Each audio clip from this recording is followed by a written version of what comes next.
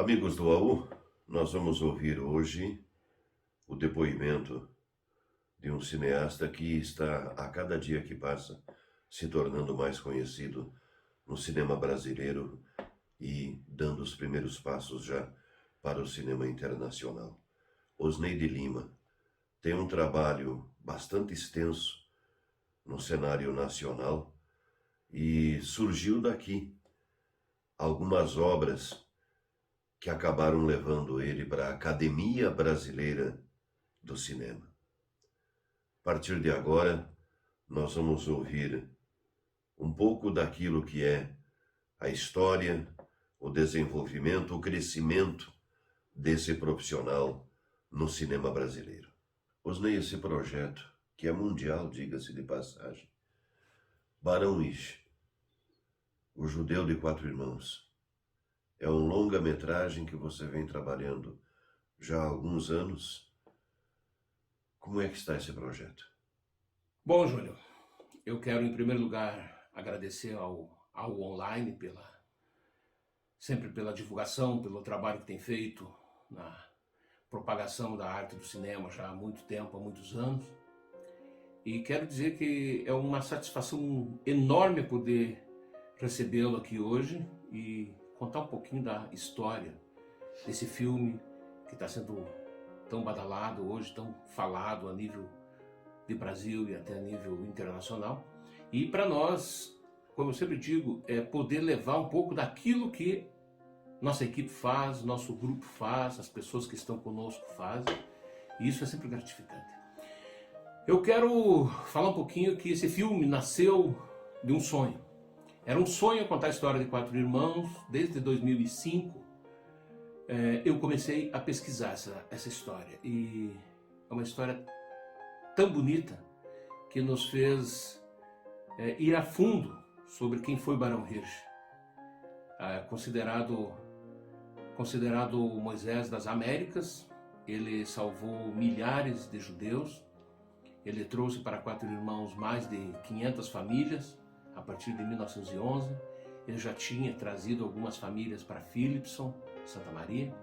E agora nós estamos contando essa história maravilhosa que está com um elenco maravilhoso também e que com certeza vai contar um pouco daquilo que esse homem fez pela humanidade. Então é um filme muito demorado, é uma produção muito demorada, muito complexa. É uma produção que nós já estamos há 4 anos e que com certeza já temos data marcada. Em breve nós teremos a data de lançamento. Esse filme vai chegar até onde nós não conseguimos ou conseguiremos imaginar, porque a promessa desse filme é algo grandioso.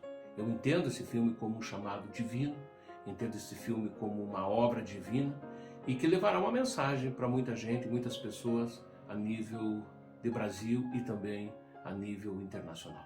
Osnei, como é que foi a montagem, a estruturação desse elenco para essa superprodução, o Barão Ish? Júlio, tudo começa de um sonho, né? Nosso sonho era ter um grande elenco. E antes de eu formar o roteiro do filme, eu já comecei a escolher o elenco, grande parte do elenco, porque eu queria escrever o roteiro baseado no que o elenco poderia trazer para mim. Por exemplo, eu escrevi várias cenas pensando na Narjara Tureta, eu escrevi várias cenas pensando na Daniela Albuquerque, eu escrevi várias cenas pensando no Pedro Pauli, no Grande Otelo Filho. Então, você vai compondo as ideias e vai criando a história. Então, eu comecei a sonhar. Você sonhar com artistas nacionais num projeto independente? É possível? É possível. Basta nos ter vontade e acompanhar o nosso sonho. Em algum momento você pensou em parar, em desistir desse projeto do Barão Ish? Se eu pensei em desistir, eu pensei em desistir muitas vezes. Eu pensei em desistir, eu não sei quantas vezes, mas eu nunca desisti. Eu sempre levei a sério. Eu sempre trouxe essa história como um motivo, como uma razão para que a arte do cinema funcionasse de forma alternativa, que ela funcionasse como um filme totalmente independente. Ele é um filme independente, Ele é um filme feito com apoio de famílias, com apoio de instituições, empresas. Nós não temos nem um centavo de dinheiro público. Não temos lei de incentivo, não temos lei Rouanet, não temos LIC, não temos nenhuma lei municipal, estadual ou federal. Nós temos unicamente apoio de pessoas, apoio de instituições que abraçaram a causa, apoio de empresas que investiram e que de fato nos ajudaram a tornar esse sonho realidade. Mas eu tive muitas vezes vontade de parar com o filme, de desistir do filme, mas lá no fundo, lá no íntimo, existia uma responsabilidade muito grande. E de fato essa responsabilidade vai ser cumprida. E nós vamos até o fim. Até onde nós conseguirmos ter força, coragem, nós vamos ir. E nesse mesmo período, o que é que te fez você persistir, perseverar, continuar no projeto Osney? Eu acredito que o que nos dá força para perseverar e seguir é Deus. Eu particularmente tenho uma fé muito grande, porque Deus não nos abandonou nem um dia. Nós ficamos 2 anos durante a pandemia, nós trabalhamos muito em prol desse projeto e Deus nos honrou, está nos honrando. Nós estamos concluindo uma grande parte do filme, já praticamente 70% já gravado, mas nós até hoje conseguimos dar os passos necessários para cumprir aquilo que nós temos com esse projeto. E estamos cumprindo. Estamos chegando já aos últimos 30% de gravação, depois nós temos a edição. E nós tivemos muitas provas divinas. Nós tivemos uma época em que nós estávamos numa fazenda, vendo a locação, e alguém disse, será que esse projeto vai adiante? E nós dissemos, vai adiante, com certeza vai adiante. E nesse momento eu disse assim, vai porque Deus está na nossa frente e Ele vai nos dar uma prova disso, Ele vai provar que Ele está conosco. De repente, Júlio, aconteceu que um vento veio, um redemoinho formou-se na nossa frente, nós temos as imagens disso. Um redemoinho formou-se na nossa frente e subiu naquelas árvores, levando folhas, levando galhos, foi algo assim que eu nunca tinha visto, nunca tinha sentido de perto. E era num lugar alto, onde geralmente isso não acontece, os redemoinhos não acontecem em lugares altos, em montanhas. E aquele dia foi uma surpresa muito grande, que a prova de que nós tínhamos que fazer o seu projeto concluiu-se fisicamente. Nós, com os nossos olhos, enxergamos isso. E a cada dia nós temos honrado essa obrigação. Nós temos feito aquilo que nós devemos. E graças a Deus está aí o projeto, as coisas estão andando e nós estamos seguindo adiante e chegaremos lá com certeza. Vamos voltar para Erechim. Você já pensou em algum momento em fazer algum trabalho, alguma obra falando da história de Erechim? Bom, Júlio, essa pergunta ela é muito feliz e ela é muito triste ao mesmo tempo. Talvez eu tenha sido uma das pessoas que mais entrevistou cidadãos em Erechim, tanto em Erechim como no Alto Uruguai. Eu tenho uma prévia de que eu já entrevistei mais de 700 pessoas, que eu filmei mais de 700 pessoas, e esse material todo eu considero histórico, porque grande parte dessas pessoas já morreram. A maioria desses que eu entrevistei, já faleceram. Então eu guardei esse material, eu cedi para a prefeitura, a gente fez um acordo com a prefeitura para ter esses documentos. Porém, de alguns anos para cá, eu desisti de fazer cinema na cidade de Erechim, eu desisti de fazer meus projetos aqui. Eu tinha no mínimo 1 ou 2 filmes por ano que a gente produzia aqui. Mas de uns 5 anos para cá eu parei com isso. Eu não estou mais produzindo na cidade de Erechim, estou produzindo fora, muita coisa fora. O Barão Hirsch está sendo produzido em 4 irmãos e dezenas de cidades. Mas Erechim eu não vou produzir mais. Foi uma promessa que eu fiz para mim mesmo. Eu acho que é uma questão de honra, é uma questão de respeito e uma questão de ética profissional. Eu observei alguns detalhes, alguns acontecimentos e eu não vou mais produzir nada em Erechim. Eu vou fazer fora, vou fazer muita coisa lá fora, já tenho muitos convites, mas aqui, para a cidade de Erechim, eu posso dizer até que eu estou proibido de fazer. É um termo muito forte dizer que eu estou proibido, mas no sentido que eu tenho, no sentido que me move, eu estou proibido de fazer cinema, de fazer arte na cidade de Erechim. Em alguns momentos você começou a contar a história de Erechim, ou ao menos daqueles que fizeram parte dessa história. E repentinamente você parou. O que aconteceu, Osney? Eu acho que não é questão de o público não gostar do meu trabalho, ou a falta de apoio, falta de patrocínio, falta de recursos, falta de incentivadores, mas é uma questão unicamente porque eu fui investigado pelo Ministério Público, e o próprio Ministério Público, em alguns veículos de comunicação na cidade, colocou no ar entrevistas. Está lá a entrevista, se alguém quiser procurar, vai saber, onde meu nome é falado dezenas de vezes. Uma coisa assim que eu fiquei chocado quando eu vi aquilo. Aquilo me marcou muito, Júlio. Aquilo me levou ao hospital. Eu tive problema sério de pressão alta e até hoje eu estou sendo medicado. Minha pressão foi a 22/14. Era um caso de infarto, eu fui para o hospital. Eu tenho os registros todos lá no Hospital Santa Terezinha. E isso foi muito triste, muito difícil. Foi uma parte da minha vida que foi queimada, que foi, eu diria assim, marcada com muita dor, com muito sofrimento. Uma ferida que eu jamais vou curar. Foi quando essa investigação me chamava na época, descrito no processo, que eu havia pego documentos no Arquivo Histórico Municipal, que eu havia me apropriado de documentos do Arquivo Histórico. Eu chegava no arquivo, sempre fui uma pessoa que doei muita coisa para o arquivo, dei muita coisa lá que está lá no Arquivo Histórico. Eu nunca fiz nada de errado contra a história de Erechim, só salvei a história dessa cidade. E eu nunca tive o respeito devido por isso. E quando isso chegou até mim, que eu vi pela imprensa que eu estava sendo investigado pelo Ministério Público, e não é uma investigação, hoje são 4 ou 5, se eu não me engano, eu já perdi a conta. Os processos estão em andamento.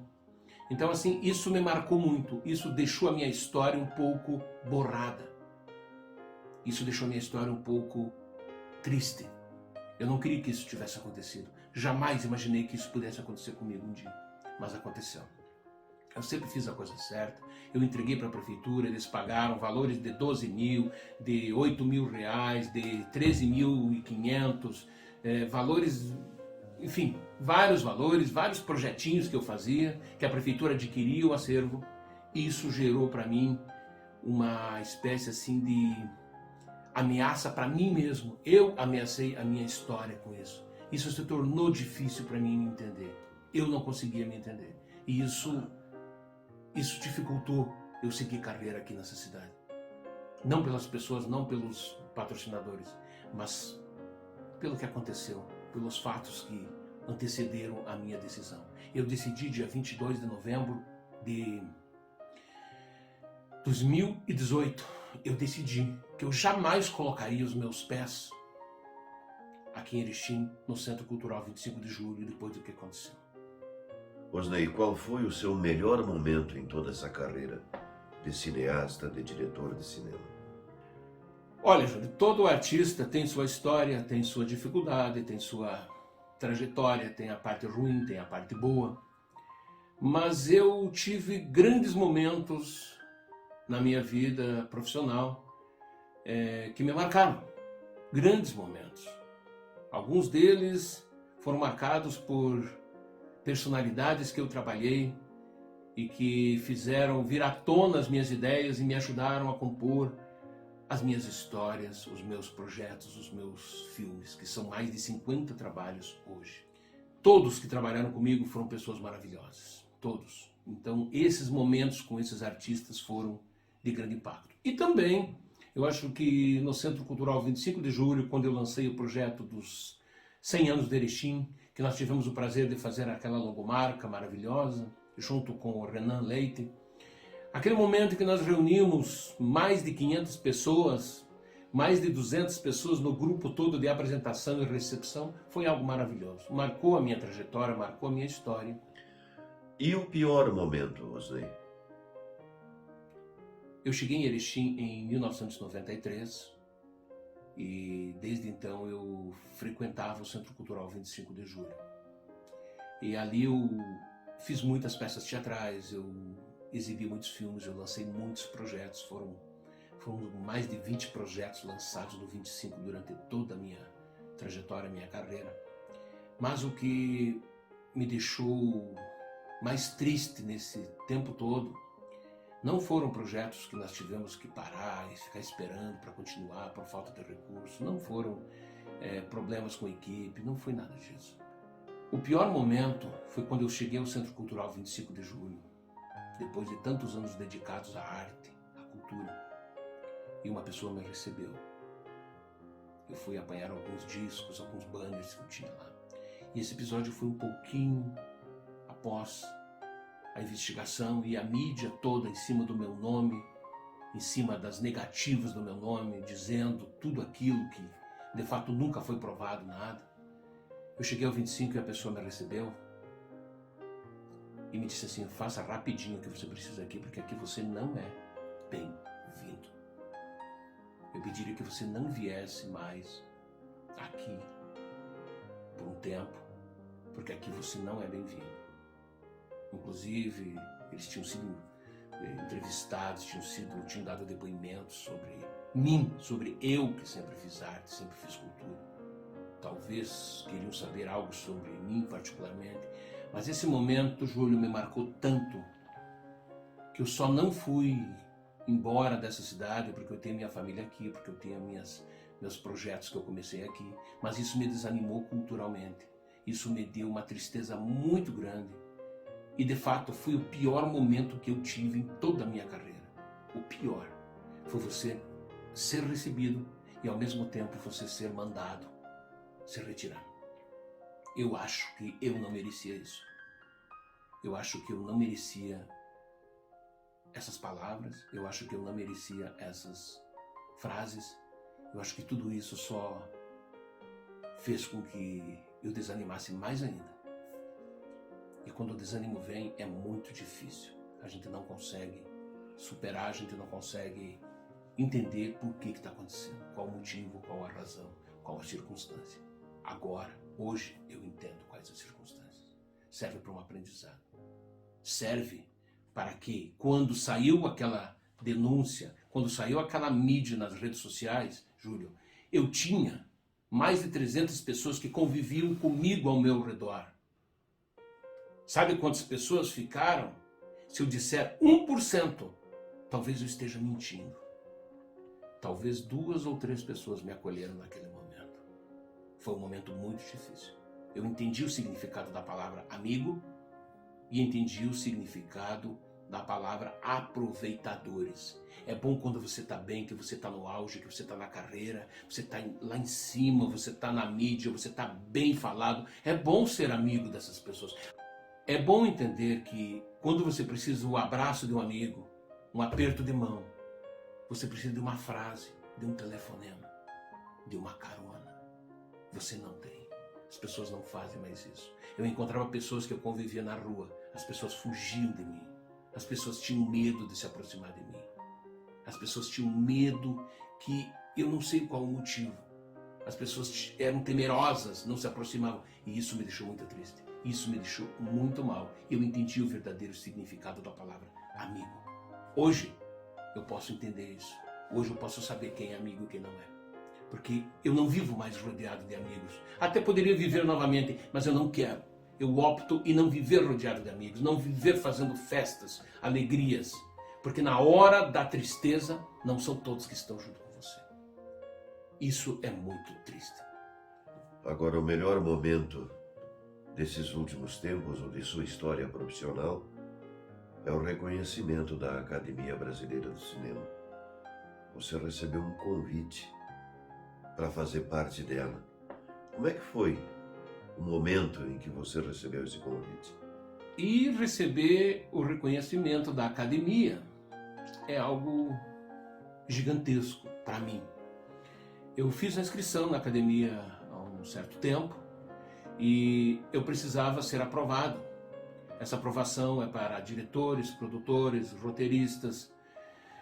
E de repente eu recebo o e-mail dizendo que eu estaria sendo aprovado e que estava no rol de membros da Academia Brasileira de Cinema. Então isso me deixou muito feliz, isso me deixou, assim, me provou que a gente tem que lutar e tem que chegar ao lugar que a gente quer quando nós temos vontade. É possível chegar, mas nós temos que ter vontade. E quando eu recebi esse e-mail, eu comecei a entender algumas coisas que aconteceram comigo e que hoje eu trato isso como situações que só me fizeram aprender, só me deram aprendizado. Ser membro da Academia Brasileira de Cinema, como pleno, é algo assim que eu jamais sonharia. E agora estamos próximo à Academia escolher o filme brasileiro que vai compor o Oscar. E estar neste órgão, nesta entidade, para mim é algo inexplicável. É um orgulho muito grande, é uma alegria muito grande e uma satisfação de poder fazer parte dessa história do cinema brasileiro. Eu acho que quando você entra na academia, você já entra como base da história. E é um orgulho muito grande para mim isso. Pode ter certeza que vai marcar para o resto da minha vida, vai ser sempre algo marcante para mim, com toda certeza.